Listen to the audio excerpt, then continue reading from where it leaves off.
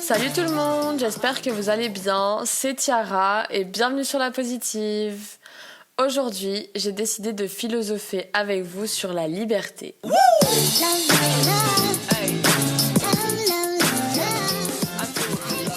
J'ai eu envie et l'idée de faire ce podcast pour faire une ode à la liberté, déjà parce que j'adore la poésie de la vie comme vous avez pu le savoir dans mes autres podcasts, et aussi parce que je réalise vraiment tous les jours à quel point notre liberté est importante. Et ce sujet, il m'est venu parce que j'ai une amie qui m'a raconté un petit peu son histoire de famille et qui m'a fait comprendre qu'elle se sentait vraiment malheureuse parce qu'elle se sentait pas libre. Et j'aurais aimé à ce moment-là pouvoir lui répondre quelque chose. Et au final, j'ai décidé d'en faire un podcast. Au moins, ça en profite à tout le monde. Et puis, ça m'a vraiment inspiré comme sujet, donc j'espère que ça vous plaira. La liberté, pour moi, c'est dans la tête et c'est à nous de la faire ressortir. Souvent, je me suis pas sentie libre. Je me suis pas sentie libre de faire mes propres choix, libre de me construire comme je voulais, libre de m'exprimer, souvent par peur des conséquences. J'ai ressenti de la frustration, du fait d'être limitée, de me sentir aimée au conditionnel, ou de devoir faire des choix qui me plaisent pas, pour plaire, pour ne pas blesser, pour être reconnue ou protégée, ou encore parce que j'ai l'impression que l'autre il a raison mieux que moi sur certaines choses. Mais que ce soit nos parents, nos amis, d'autres proches ou des rencontres, ils n'ont pas forcément raison. Et c'est pas parce qu'une personne a plus d'expérience de vie que vous qu'elle saura ce qui est le mieux pour vous, que vous-même. Et finalement, j'ai compris qu'en fait, si je laissais autant d'importance aux autres sur la façon dont ils me donnaient leur point de vue sur la vie, c'est parce que c'est moi qui leur donne le pouvoir et c'est moi qui leur donne le droit d'imposer leur opinion ou leur façon de voir les choses. En fait, c'est un peu comme dans un magasin de chaussures, par exemple. Quand tu fais les boutiques pour acheter une paire de chaussures mais que tu trouves pas celle qui te plaise vraiment, tu peux soit choisir de céder à la pression du vendeur qui t'en a conseillé une autre pas trop mal, qui est dans sa collection et qui sont vraiment confortables selon lui, ou alors tu peux décider de revenir voir la nouvelle collection plus tard ou de changer de boutique. La liberté, c'est un peu pareil. Pour vivre la vie que tu veux, t'en as besoin, mais il faut vraiment qu'elle te corresponde. Il faut savoir l'utiliser à ton image pour faire de ta vie ce que tu veux. Alors je pense que premièrement, il ne faut pas croire à quelque chose qui ne nous parle pas et qui ne nous inspire pas, qui ne nous excite pas pour la suite, quelque chose auquel pour nous il serait difficile de répondre pourquoi je fais ça, avec des raisons qui nous correspondent vraiment. Deuxièmement, il ne faut pas hésiter à prendre son temps, à créer le chemin qui nous correspond le mieux petit à petit, sans se faire presser par les personnes autour qui aimeraient qu'on se décide plus vite de savoir quel sens on aimerait donner à notre vie. Et moi, par exemple, je prends beaucoup mon temps là-dessus. Je connais les critères globaux du sens vers lequel j'aimerais aller, mais j'ai envie de prendre le temps de découvrir, d'essayer des voies différentes, de savoir ce qui me correspond vraiment, parce que j'ai envie de me sentir libre toute ma vie d'avoir choisi le métier que je vais exercer et le sens dans lequel j'ai choisi de tracer mon chemin. Et puis si je me trompe, si je tombe parce qu'il y avait des énormes rochers que j'ai pas vus, même si on m'avait prévenu qu'ils étaient là, bah tant pis, je me relèverai et puis je continuerai mon chemin. En plus, franchement, en connaissance de cause, plus on se prend de murs et plus on apprend à se les prendre et ils font de moins en moins mal. Et au final, on finit par apprendre des leçons et par mûrir beaucoup plus vite que ce qu'on avait prévu. Encore une fois, dans ce podcast, je vais vous parler de bienveillance parce que pour moi, c'est vraiment la base de tout et ça peut être la base quand on fait des choix pour nous et la base quand on donne son avis à quelqu'un. Ce que je veux dire, c'est que quand quelqu'un nous dit ce qui est le meilleur pour nous sans qu'on ait demandé son avis, c'est pas bienveillant pour moi. Par contre, ce qui est bienveillant, c'est qu'un quelqu'un, par exemple, puisse nous guider vers ce qui est le meilleur pour nous, en nous aiguillant, en nous aidant à nous trouver, à nous poser des questions, à nous poser des bonnes questions, en nous parlant de son expérience passée, des leçons qu'il en a tirées.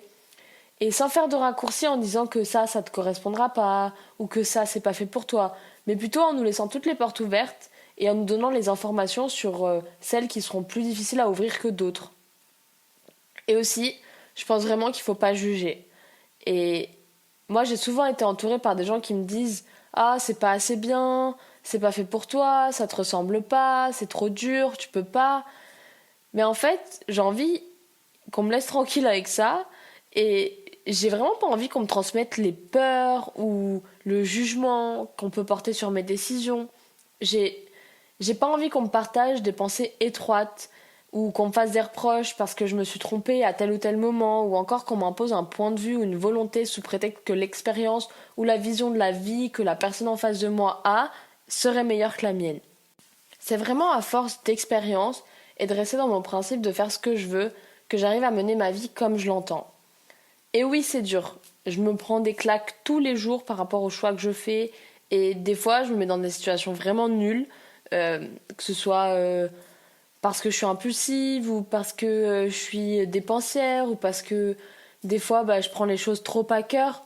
Au final, je sais que je me sens libre et que je me retournerai toujours, je retomberai toujours sur mes pattes parce que je fais des efforts pour me construire mon chemin, apprendre à construire aussi mon monde et apprendre à être une meilleure personne. Et ça, je suis vraiment fière de ça parce que à chaque graine que je plante, même si certaines elles sont plus longues à pousser que d'autres, je sais qu'elles vont pousser et qu'elles me feront des jolies fleurs. Et si c'est pas le cas, c'est que ces graines elles étaient pas faites pour pousser et que c'est pas grave.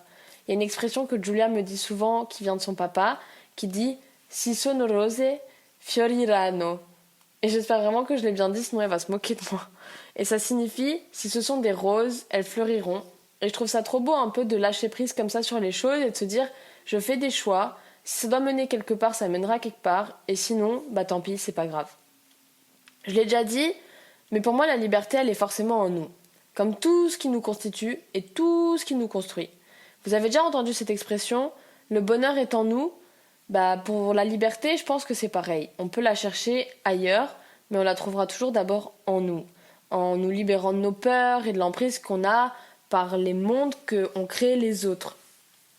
Je pense vraiment qu'on peut se sentir libre avec des milliers de responsabilités et se sentir complètement bridé alors qu'on n'en a pas une seule. Et c'est pour ça que je pense que la liberté, c'est quelque chose qui se trouve à l'intérieur et non pas dans notre environnement. Ma liberté, ça fait longtemps que j'essaie de la saisir. Il y a des fois j'y arrive et des fois moins, parce qu'on a des obligations et parce qu'il y a des choses pour lesquelles on n'a pas le contrôle. Mais ces choses-là, il ne faut pas qu'on s'en préoccupe trop. Il faut qu'on fasse en sorte de les régler pour que ça ne nous apporte pas de problème, mais je pense qu'il faut lâcher prise là-dessus parce que de toute façon on n'y peut rien. Par contre, sur tous les choix où j'ai un pouvoir de décision, j'essaie de mener ma vie en essayant de faire les choix qui me correspondent. Par exemple, je travaille depuis que j'ai 17 ans, parce que je voulais gagner en indépendance. Ensuite, quand j'ai senti que les études que j'avais commencé à faire, ça ne me correspondait pas, j'ai arrêté et j'ai changé de parcours et tout allait bien. Ensuite, par exemple, j'ai quitté mon copain parce que j'avais besoin d'autre chose que d'une relation stable pour me découvrir et pour m'apprendre à me connaître et pour me sentir bien. Et puis, par exemple, cette année, je suis partie en Chine. Bon, c'était pas la bonne année, hein. Parce que je sentais que j'avais le besoin d'aller au bout du monde. Ma liberté, j'essaie vraiment de m'en servir pour agir selon mes réflexions, mes goûts, ma vision de la vie, mes envies et vers tout ce que je crois être le meilleur pour moi. Ma liberté, ça me permet de rester toujours moi-même et d'être sûre de moi à chacun de mes choix parce que je sais qu'en étant libre, je suis responsable de moi-même et je préfère vraiment ça plutôt que de remettre la faute sur l'extérieur. Si je fais n'importe quoi, c'est mon problème. Et si je fais en sorte de mener la vie que je veux, c'est à moi de me bouger et ce sera grâce à moi si j'y arrive. Ma liberté, j'utilise aussi en faisant des choix qui suivent ce que dit mon cœur. Parce que j'adore écouter mon cœur. Il y a une citation qui me parle beaucoup, du fait que je trouve ça beau qu'on puisse se dire qu'on sait tout, qu'on ressent tout parce qu'il y a quelque chose de plus profond et de plus expérimenté qui nous guide. Ça me plaît comme idée. Il y a une citation de Paulo Coelho dans L'Alchimiste qui dit « Écoute ton cœur, il connaît toutes choses parce qu'il vient de l'âme du monde et qu'un jour il y retournera. » Enfin bref, je pense que les décisions prises quand elles sont prises dans un panel de possibilités infinies sans jugement et qui sont prises par nous-mêmes, elles sont souvent les meilleures parce qu'elles dépendent que de nous. Et quand on est conscient de ça, on n'est pas contraint de mener une vie qui ne nous convient pas et on choisit le meilleur pour nous la plupart du temps. Je pense que ce qui compte énormément dans la prise en main de sa liberté, c'est aussi l'intention. Ça rejoint un petit peu ce que je disais sur la bienveillance, l'intention de faire des choix qui nous correspondent, qui correspondent à nos valeurs et à nos ambitions. L'intention de faire du bien et de respecter les autres dans leur liberté quand on va saisir la nôtre. Une bonne intention pour moi, c'est ce que j'utilise pour justifier mes choix et pour me rassurer que je suis sur un bon chemin. J'ai vraiment envie de me servir de ma liberté pour dépasser mes peurs, et si vous voulez une preuve, j'utilise ma liberté de parole en ce moment même, de penser et de m'en foutre du regard des autres, pour écrire et publier ce podcast. J'ai pas envie de me contraindre de mes libertés au nom de la bien-pensée, du regard ou du jugement des autres, de croire que telle ou telle personne en sait mieux que moi ou plus que moi sur tel ou tel sujet ou sur ce qui serait le mieux pour moi. J'ai envie d'être la seule personne à pouvoir me dire que oui, je peux avancer et que oui, je peux tout faire, qu'importe les barrières psychologiques et qui sont en moi et qui sont dans les yeux, enfin qui sont dans le cerveau des autres. Je pense que je dois être ouverte d'esprit et courageuse pour vraiment faire de mon mieux. Et ça passe par le plus simple. La liberté de manger ce qui me plaît et ce que mon intuition elle me dicte pour me faire du bien et faire du bien à mon corps. La liberté de m'habiller comme je veux pour me faire plaisir, de sortir quand je veux, où je veux. La liberté de choisir de pratiquer des activités qui me font du bien et qui me font plaisir. La liberté de choisir mes études, moi ou mes métiers. La liberté de choisir mon entourage, de voyager, de découvrir, de faire, de dire, de raconter. La liberté d'aimer et surtout de vivre dans l'amour. La liberté de croire, de réfléchir et d'agir en fonction de ce qu'on veut vraiment. J'ai aussi la liberté d'apprendre sur le chemin, de me trouver, de changer d'avis, de changer de trajectoire, de réajuster ma trajectoire, de me remettre en question et de remettre en question les choses autour de moi, d'évoluer et de grandir. Parce qu'il faut que je me construise le plus solidement possible grâce à ma liberté. La liberté de faire du bien à moi-même et aux autres, la liberté de faire des choix qui ont un sens pour moi, de me développer et trouver mon équilibre et l'équilibre dont j'ai besoin pour trouver ma place dans le monde. Alors je vais passer à mes recommandations, qui sont les choses que je mets en place pour profiter le plus possible de ma liberté. Je m'approprie les choses le plus possible et j'essaie de ne pas subir la décision ou la volonté des autres. S'il y a des choses que je ne peux pas contrôler, je lâche prise dessus. J'essaie de beaucoup communiquer parce que je suis très sensible et que je me suis souvent privée de ma liberté sur des choses simples à force de penser à la place de l'autre. Et vu que j'essaie de pas faire de mal aux gens, du coup ça se retourne contre moi parce que je me fais du mal à moi-même. Ensuite, j'essaie de sortir de ma zone de confort un maximum parce que je sais que des fois elle me correspond pas du tout et que je m'ennuie dedans. Je sais aussi que vu toutes les possibilités que le monde y peut proposer, j'ai envie de pouvoir explorer ce monde-là sans jamais me contenter. Et je sais qu'en étant libre, je vais sûrement agir et me tromper et ensuite apprendre et puis grandir et me trouver un peu plus tous les jours et c'est ça que je trouve beau et c'est pour ça que j'ai vraiment envie de découvrir le monde et de découvrir toutes les possibilités qui sont devant moi sans jamais rester au même endroit et que ce soit un endroit physique ou dans mon esprit parce que je pense que c'est comme ça c'est en se mettant à l'épreuve qu'on se découvre le plus et qu'on saura le plus qu'on veut pour la suite. Aussi, j'essaie toujours d'être le plus déterminée possible. C'est-à-dire que je vais essayer d'aller au bout des choses au maximum, autant que je peux.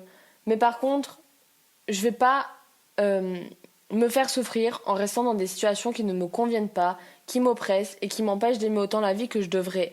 Mais ça veut pas dire être impulsif ou prendre des décisions qui pourraient impacter les autres et qui prennent pas en considération les conséquences négatives. À long terme, ça veut juste dire être bienveillant avec soi et faire les choses de façon impliquée et déterminée, donc donner le meilleur de soi-même, mais sans jamais se faire du mal.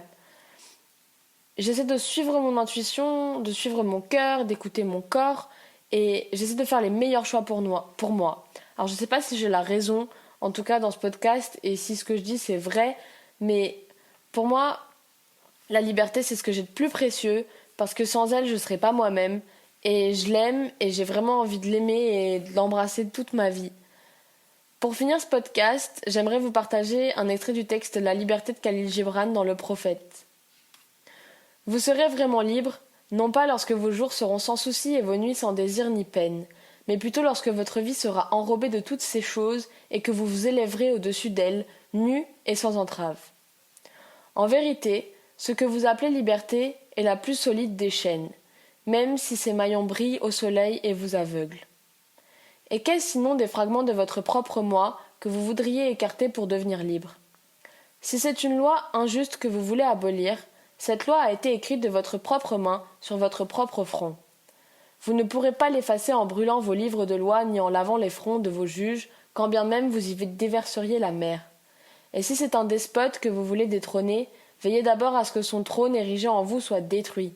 Car comment le tyran pourrait-il dominer l'homme libre et fier si dans sa liberté, ne se trouvait pas une tyrannie et dans sa fierté un déshonneur.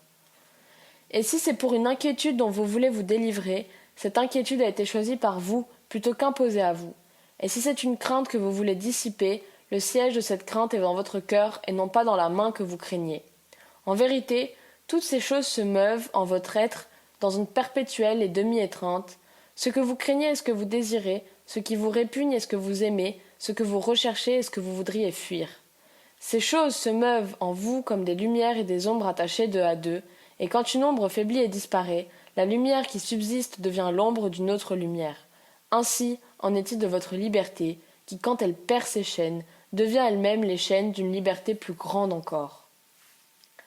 Merci d'avoir écouté ce podcast, j'espère qu'il vous a plu. Vous aussi, dites-nous comment vous prenez en main votre liberté ou ce qui vous empêche d'être libre. Venez nous voir, nous parler, partagez vos idées sur Instagram, @lapositive, LAPAUS_itive. On se retrouve la semaine prochaine pour un nouvel épisode. En attendant, hydratez-vous et envoyez de l'amour autour de vous. Salut! Woo!